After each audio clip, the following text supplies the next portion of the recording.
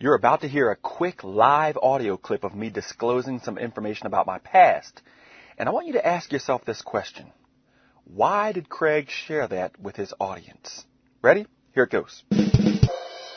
Raise your hand if you took the SAT. We're about to get real deep here. All right.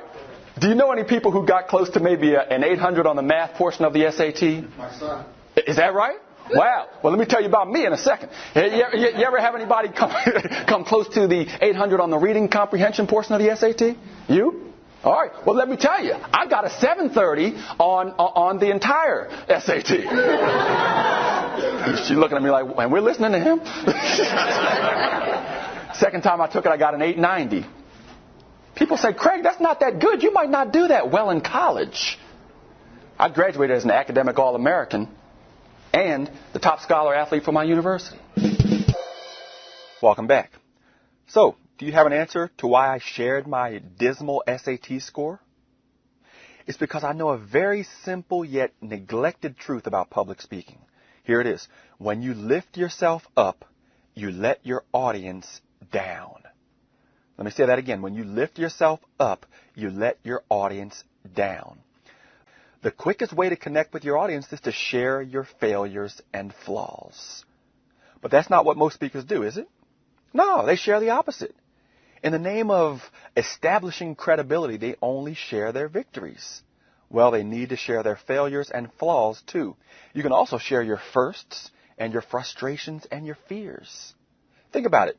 When speakers share success after success, what do their audience members begin to think? They probably think something like this. Well, of course the tools he's talking about will work for him. He's just special. But these same tools won't work for me. And this gives them a built-in excuse to cast off your message. They won't act on it. Always remember this. The very last thing you ever want your audience to think is that you are special. The very first thing you want them to think is that you are similar to them. And you do that by sharing your failures and flaws and fears and frustrations and firsts. When I share my poor SAT score, guess what my audiences begin to think then?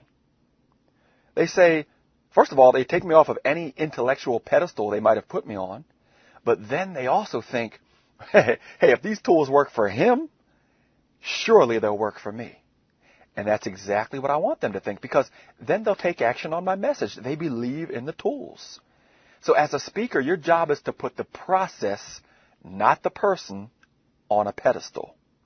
Show that what they are getting is a special process from a similar person that can lead to special results. Then, when you do share your successes, guess what happens? We actually care. And because you took us through your journey, not only do we root for you, but we also feel like we can win too, using the same tools. So again, you want to come across as a similar person with a special process. Your success is simply the proof of your wonderful process. So share your failures and your flaws, and you'll make your audiences tall. Think, act, laugh, and learn. I'll see you next week. In the meantime, keep speaking up.